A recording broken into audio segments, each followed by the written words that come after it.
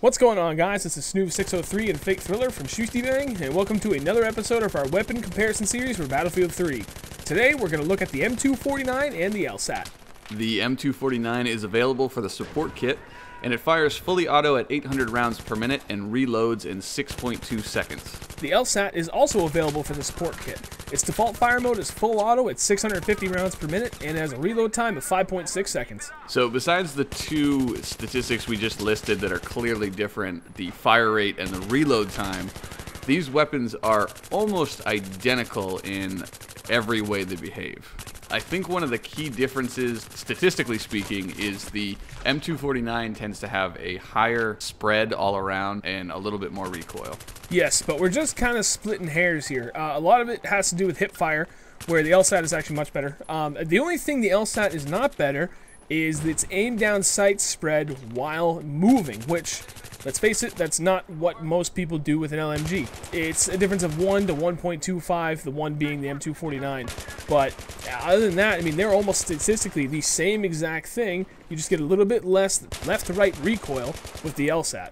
Me personally, I know that the M249 is kind of the LMG that a lot of people think is your, quote-unquote run-and-gun LMG. And it seems like it's a good weapon because it has a fairly high rate of fire. I mean, 800 rounds per minute is a little bit higher than average.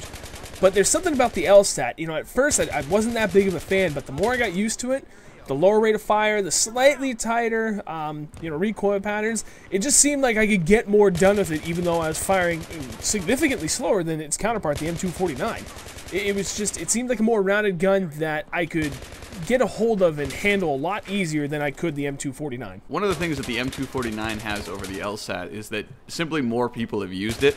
The 249 has been out since the game was released. The LSAT snuck in with close quarters, so not a lot of people have even put that much time into the LSAT. I know I personally use the M249 way more than the LSAT. But I agree with what Snoo said. I found the LSAT to be more consistent, and I think the higher recoil and higher spread on the M249 really affected my gameplay more than anything, and that's why I chose the LSAT over the M249. Since they both deal assault rifle-like damage, you really need to be able to hit as many bullets as quickly as possible, and I found the M249 just bounced around a little bit too much when going up against assault rifles. Yeah, even when I had this thing bipoded up, it was kind of nice to have that higher rate of fire. It's one of those, I feel like a higher rate of fire and high ammo capacity kind of helps to compensate for terrible aim. And not with the LMG when it's bipoded up. I actually wanted to go slower rate of fire and more control.